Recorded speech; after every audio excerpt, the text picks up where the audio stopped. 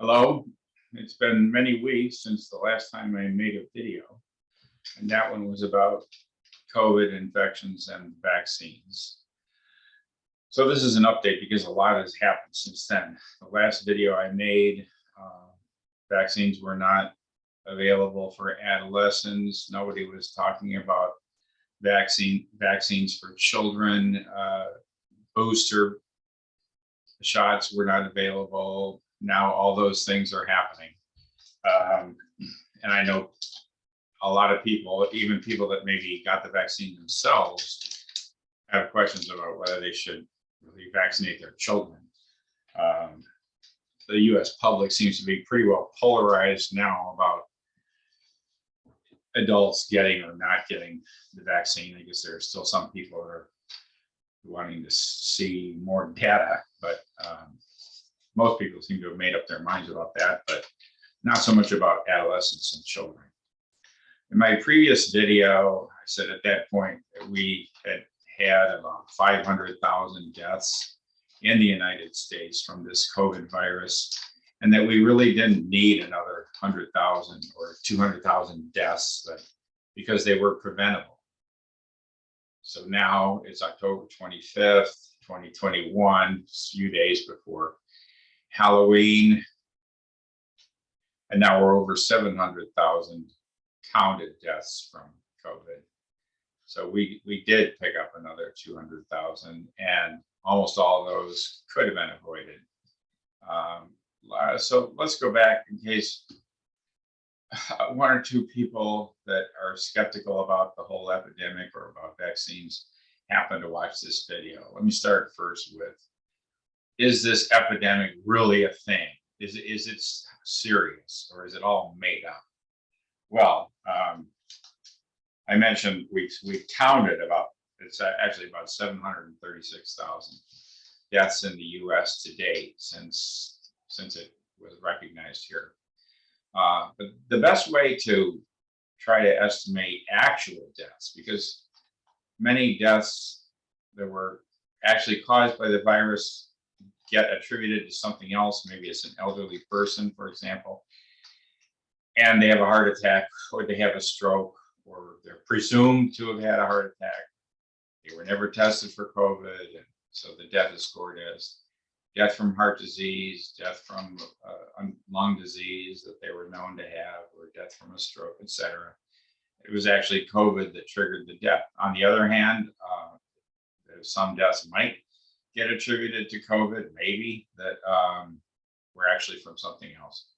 So a good way to estimate the true impact of an epidemic is to look at the change in mortality rates. So I have some information about that.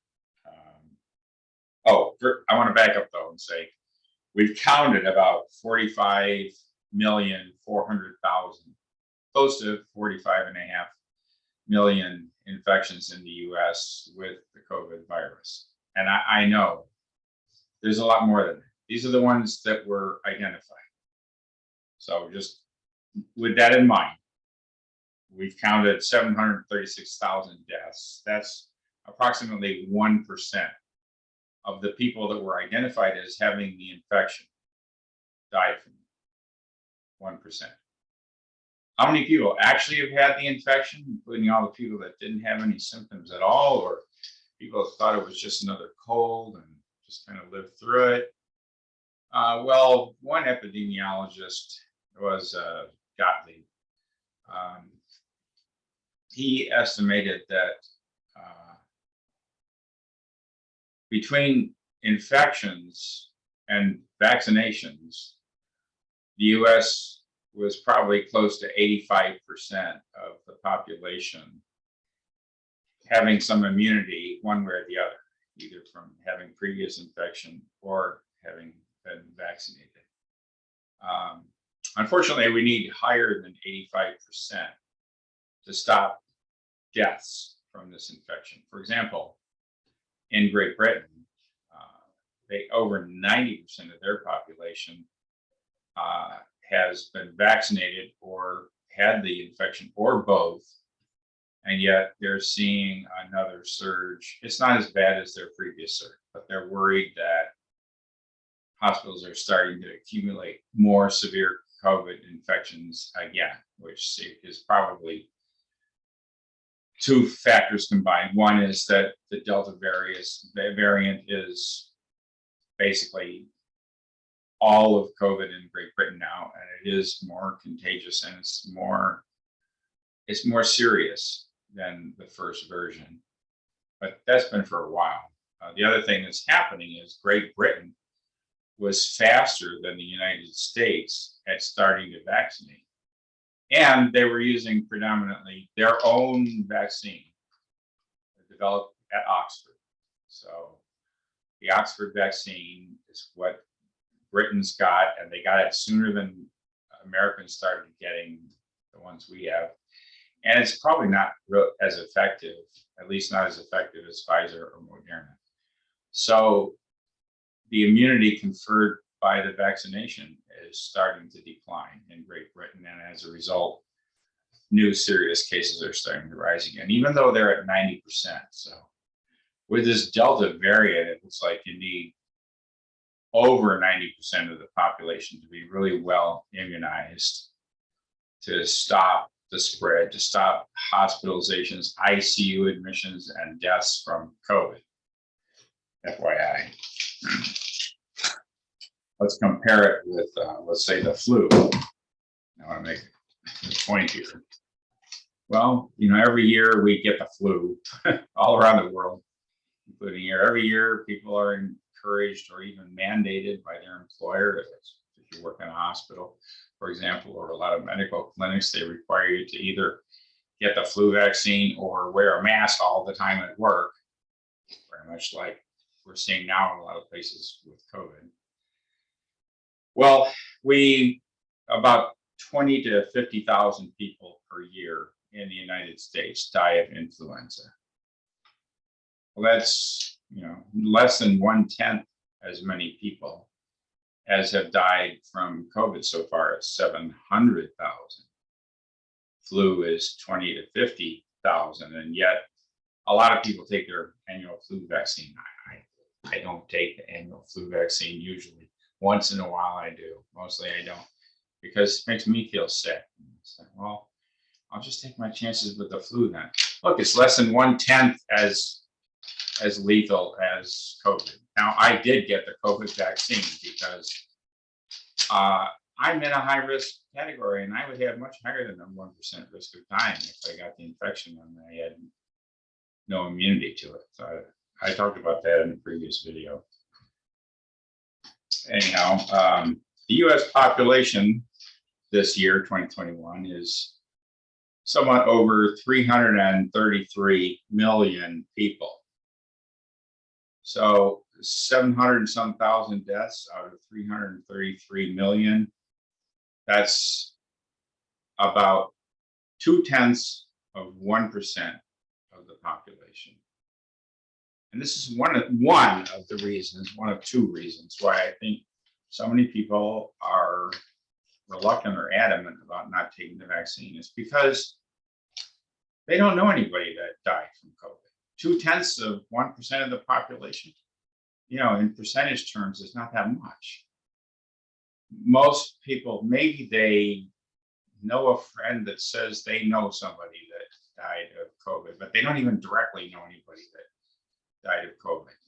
In some areas, that's not true. In some areas, a lot of people have lost multiple family members, and it's quite common to know somebody personally that died from it. But for the population at large, no. 2 out of 1,000. Most people don't have 1,000 friends and relatives that they keep in touch with. Like me, I don't directly know anybody that died of COVID, but I do acknowledge that 700,000 people have died from it in the US in the last, it's getting close to 2 years now. So it's serious enough. It's a lot worse than the flu. It's not as bad as untreated tuberculosis. It's not as bad as the Black Plague that killed maybe 1/4 of mankind back in the Middle Ages. No. So the irony is, one reason why a lot of people haven't been vaccinated is because It doesn't seem that serious to them. They haven't known somebody that died or was extremely sick. And they weren't extremely sick themselves. The ones that have lost a family member or a friend, most of those get converted into believing that the vaccine is a good idea because they see firsthand what the illness can do. I don't want to go through that myself. So that's one of the ironies is didn't kill enough people for people to take it seriously. The other major reason, of course, is all the, if I say rumors, I guess that will alienate a lot of potential listeners. All the so-called information about the vaccines that just isn't true. I'm a physician, so I've had to work with representatives of pharmaceutical companies for my entire working career, which is most of my life. And I know how they operate. I really do. I'm not in the pharmaceutical industry. I never was. I'm just a treater, and salesmen want to push products on me, And I know they always want to talk about the potential advantages of their product and kind of downplay the disadvantages. But the FDA, the US FDA is one of the strictest in the world, if not the strictest in the world, as far as approving drugs and treatments or taking them off the market if they're harmful. And I know the games that pharmaceutical companies play, but they're not in collusion with the government to inject computer chips or octopuses or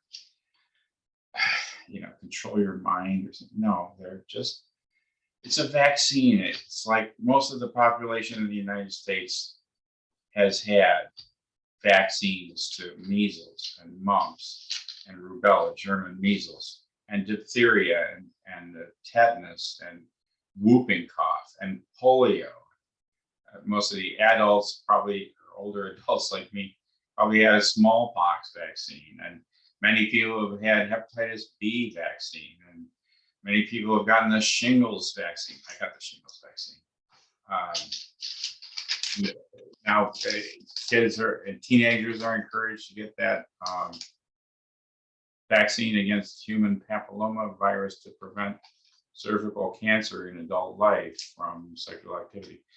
We get a lot of vaccines, For several decades already, there's been an anti-vaccine movement. People no longer remember how devastating just an illness like measles could be, or polio. People don't have any living memory of seeing somebody paralyzed or dead from polio in one of those external lung machines, or children that died of measles, or adults that died of mumps. We no longer remember how devastating those illnesses were until we came up with vaccines. They were terrible. They were scourges of mankind. One of the causes for the huge increase in the world population, probably the number one cause, or one of the top two causes, probably the number one cause in the great growth in the world population, was the reduction of deaths from infectious diseases. A lot of that was vaccination. The other part of it was sanitation. And the third reason for the increase was more available food. Anyhow, people became more and more worried about side effects of vaccines. Well, every vaccine, every treatment can have side effects in somebody. People die from taking aspirin. People die from taking Tylenol. But you, if you're listening to me, you've probably taken both. You didn't die, you don't think much about it. People die from penicillin. There's no treatment that's 100% safe, including these vaccines. But they're pretty safe. Well, let's talk about how many people have died from the vaccines? Because that's another worry that a lot of people have. Well,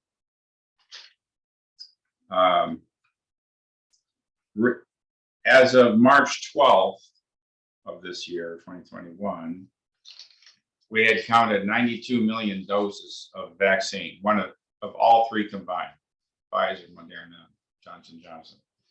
92 million doses administered. Have been, in that period, there were 1,637 deaths after the vaccination, and they use some kind of time frame. I think it's usually 10 days, within 10 days of receiving the vaccine to count vaccine-related death. And they're not saying that the vaccine caused it, but they're saying, it's not an unreasonable assumption that maybe the vaccine caused it or contributed to it. Sometimes you don't know. Elderly person gets the vaccine. I mean, they're 87 years old, and 9 days later they die of a heart attack. Would they have died of a heart attack anyhow? Well, you can't go backwards in time, not giving the vaccine, and find out if they would have died anyhow. So it gets counted as a vaccine-related death, and it may well have been a vaccine-related death, although they had underlying heart disease, which probably would have killed them anyhow at some point. So 1,600 deaths out of 92 million doses, that's a death rate of 1/1000th of 1%. Dying of possibly vaccine-related deaths in the United States out of 92 million doses. So the death rate, again, from getting COVID, enough at least to be recognized that you have it, 1%. Which would you rather have? 1/1000th of 1% of chance of dying, or a 1% chance of dying?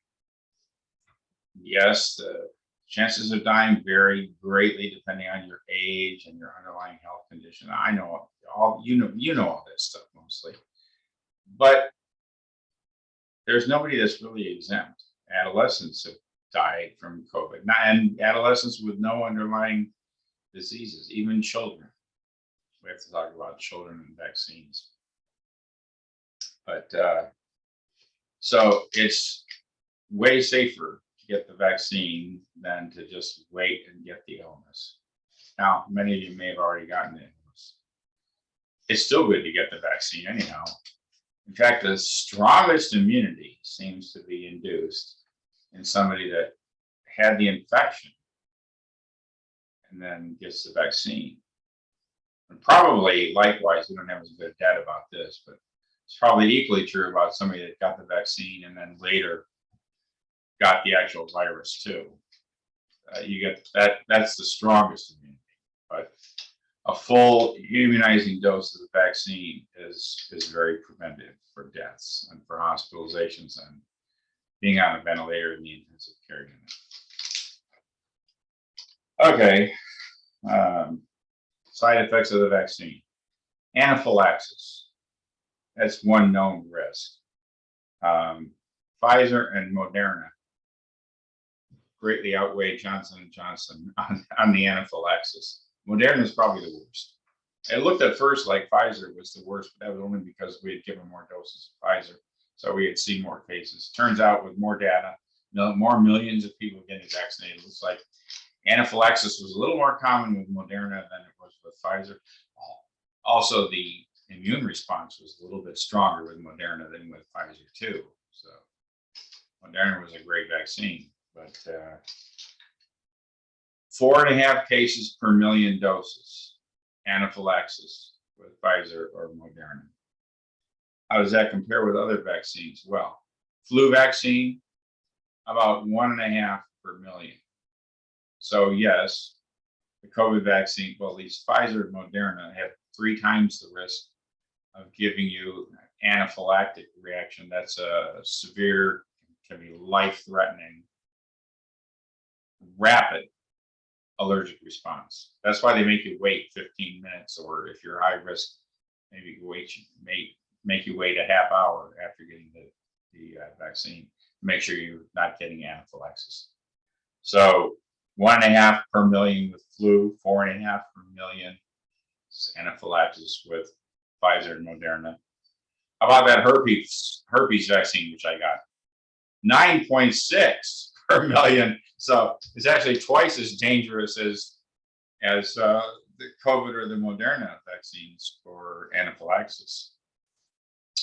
Well, by the way, I a known risk factor for getting anaphylaxis with the vaccine is if you've ever had anaphylaxis before, especially if you had anaphylaxis to some injection. I did. I had a really severe anaphylactic shock reaction to IV contrast dye once before. I know what it's like. I could have died then. I'm much older now. If I got an anaphylactic reaction now, I'm skeptical that I would survive it. So I didn't really want to take the risk, even though it's a very low risk with Pfizer and Moderna. That's why I went with Johnson & Johnson, because there weren't cases of anaphylaxis reported with it. I talked about my experience of getting the J&J in a previous video. Let me just say, I felt sick as a dog for a few hours. I felt really bad. I had horrible chills.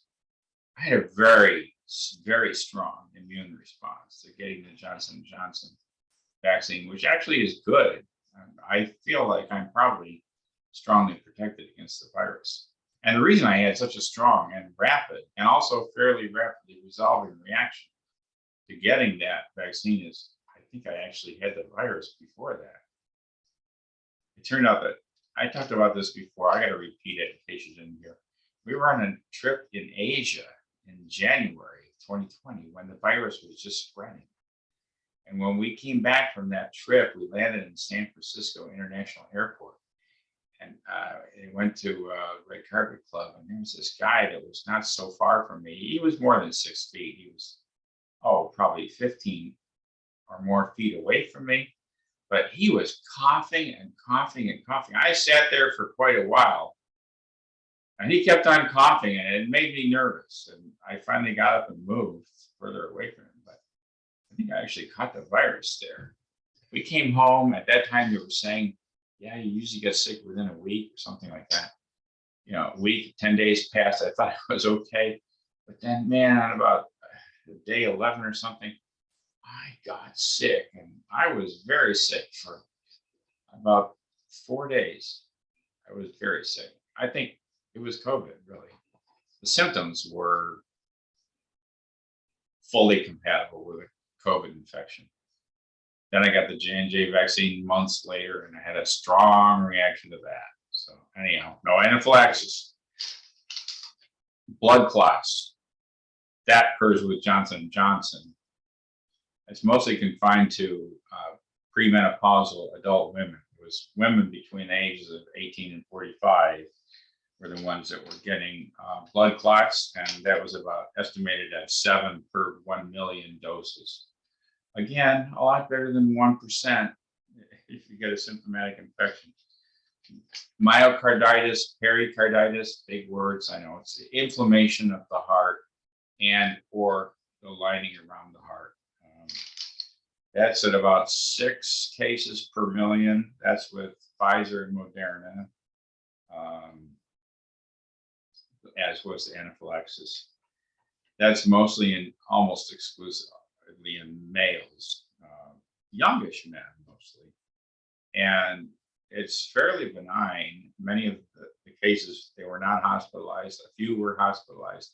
Even smaller number were in the ICU for a few days. Hardly anybody died. I think there's, maybe a handful, just a handful of deaths from myocarditis. And the rest of people recover. Look like they fully recover. That one with Moderna and Pfizer. Those are the serious effects, and they're rare, much rarer than dying from the infection. Okay, so it's a real thing. The vaccines are they're not entirely free of risk.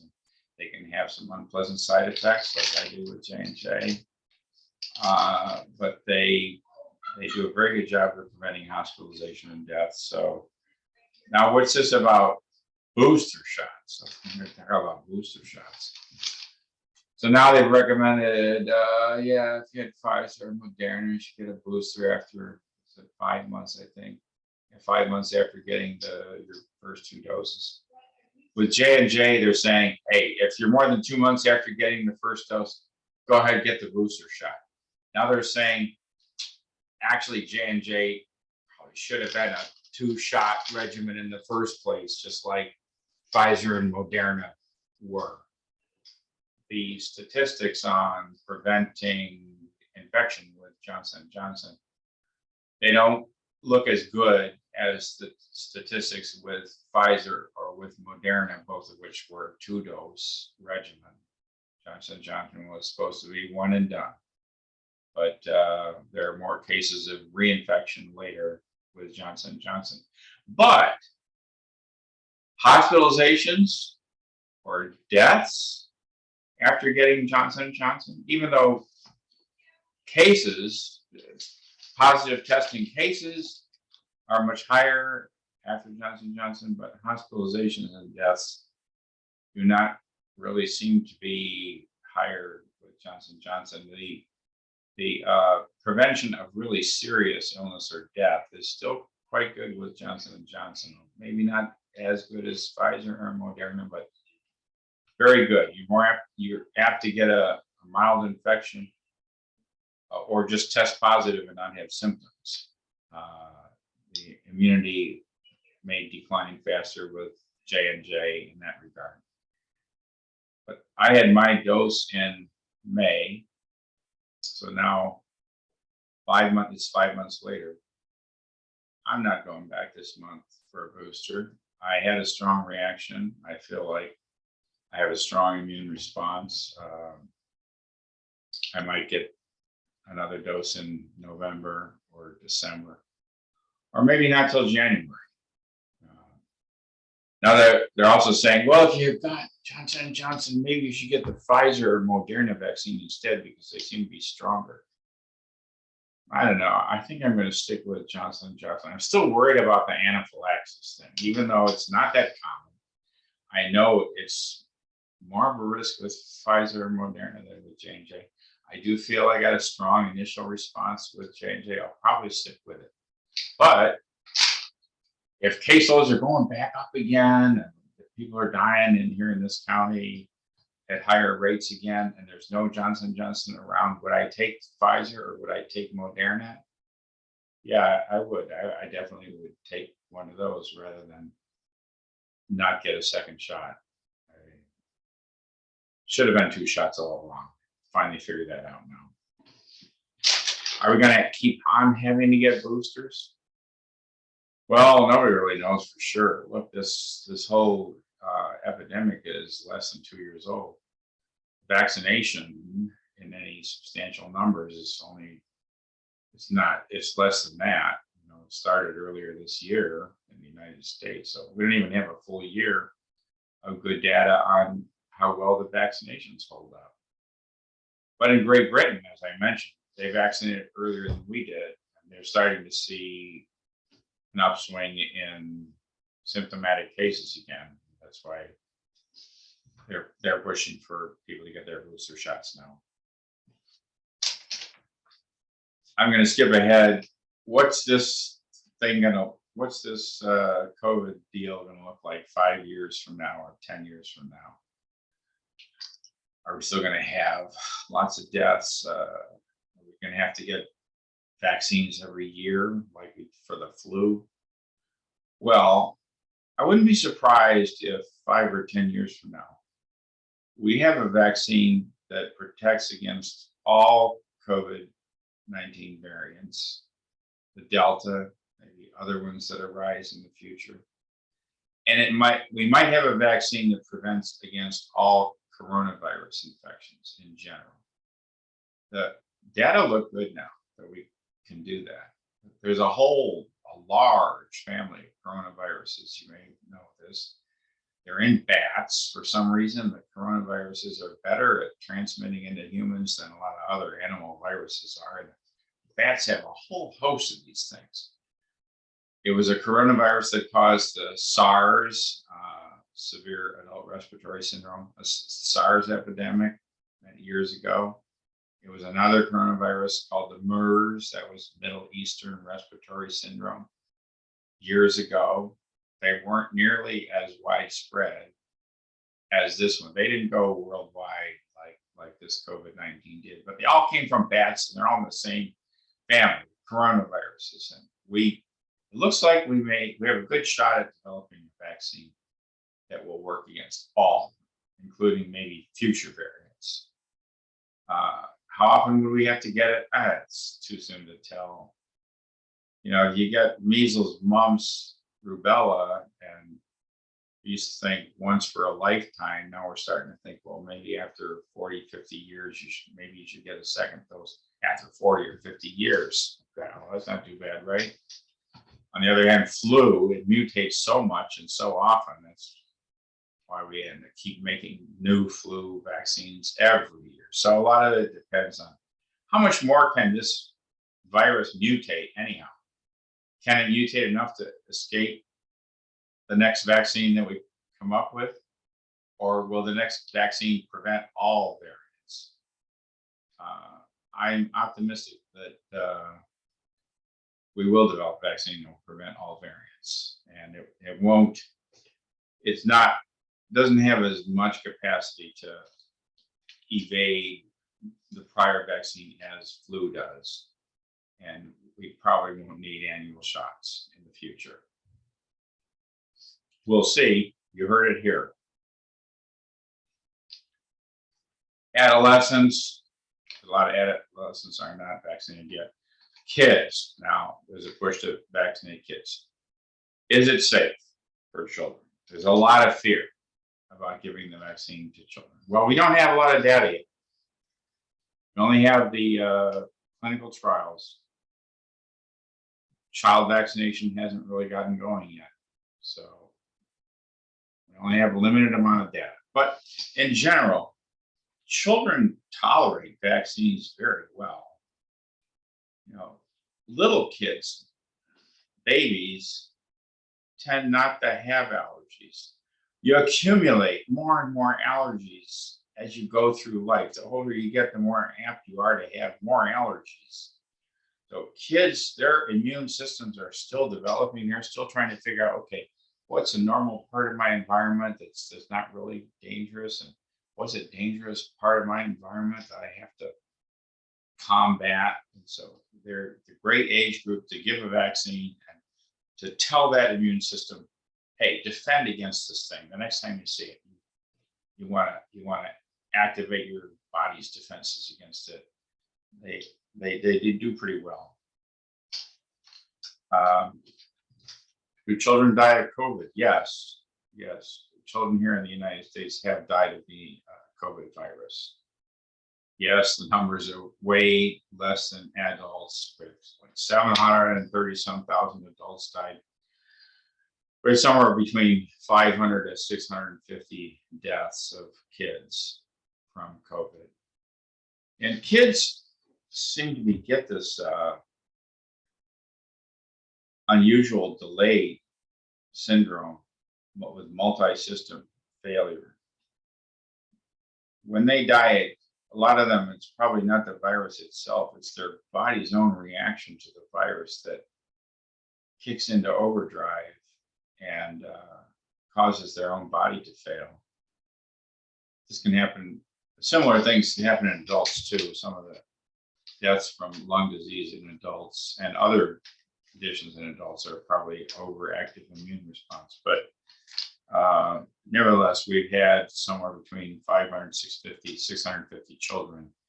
It's not a lot out of 333 million people, but if it's your child, it's devastating.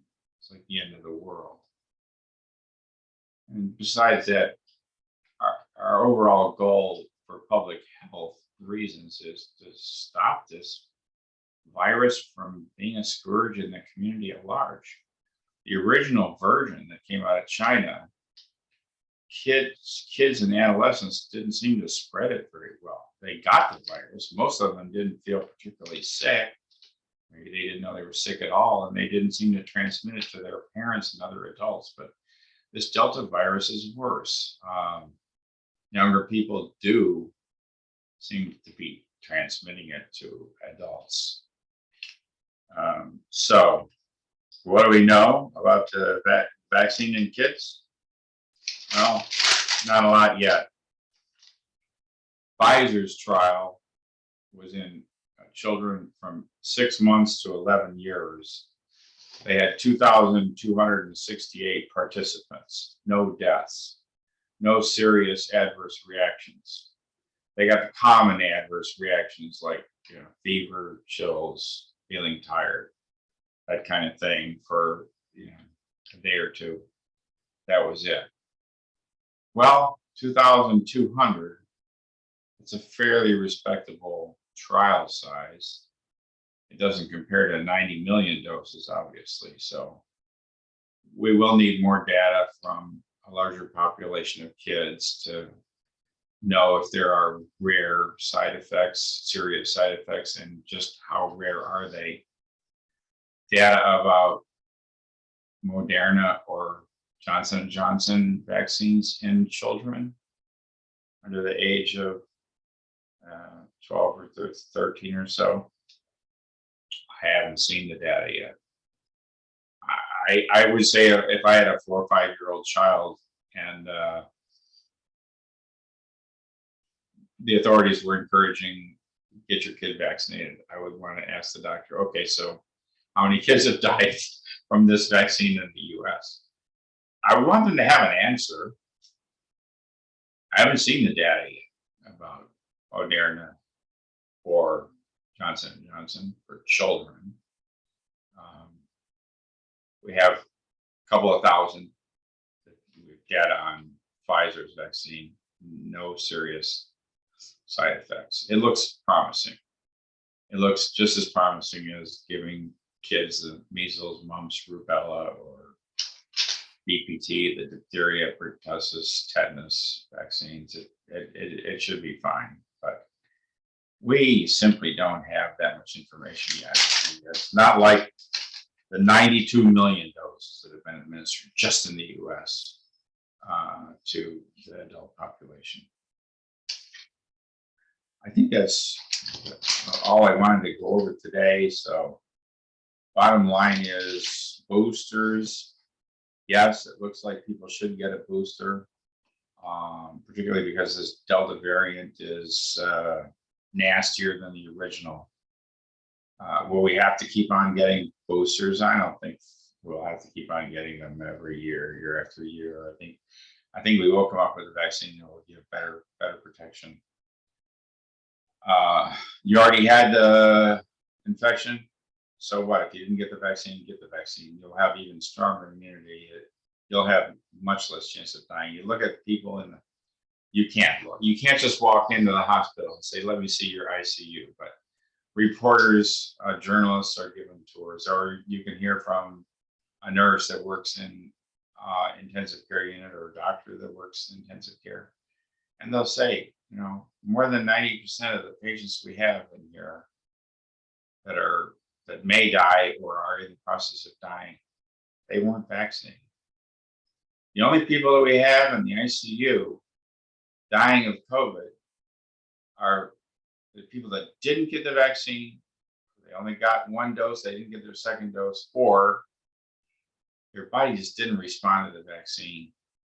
Very elderly, frail people that have poor immune systems, or people whose immune systems have been suppressed by cancer therapy, or because they have an autoimmune disease and they're on drugs that lower their immune system's reaction to things. And so the vaccine just doesn't work as well. So they're more likely unvaccinated, even if they got the vaccine. Those are the people we see in the ICU today. As Dr. Walensky said a month or two ago, this is becoming an epidemic now of the unvaccinated. It's going down. We had a very bad peak early this year, December, January 2021 was very bad. We had a secondary peak when the Delta variant really took over in the United States. And that was very bad in some states. There were some states where there was for some days, in some states, there were not a single ICU bed available. People died unable to be admitted to the hospital. There was no space for them. Yeah, but it wasn't as bad as the first wave. That second wave peaked somewhere around August 21st, roughly, about 2/3 of the way through August. We've been slowly going down since mid-August in terms of new cases, hospitalizations, intensive care admissions, and deaths.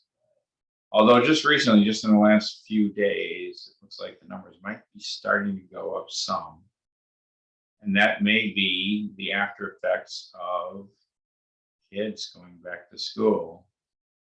Everybody from kindergartners to college students going back to school environments, congregating with each other, and then going home and spreading the virus to their friends and family and loved ones. So we may see a third peak this year in November, December. My prediction is the third peak won't be as bad as the second peak, which wasn't as bad as the first peak. But again, you don't want it to happen to a family member or a friend or a loved one. And it's a public safety measure. It's like most people don't complain about laws that you can't drive while intoxicated because, well, if you kill yourself, maybe that's your own business. But if you kill somebody else, it's a public concern. There's a lot of other examples. You have to wear your seatbelt on the airplane. Well, you'll probably die anyhow if the airplane crashes, but they insist you wear the seatbelt, and we comply. Some of us more reluctantly than others, but you got to wear the seatbelt to get on the plane. It's a public safety thing.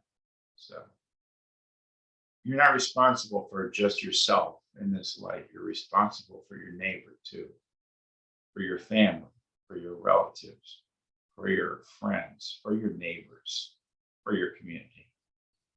It's a public health issue. We will get over it. That's all for today. Have a great holiday.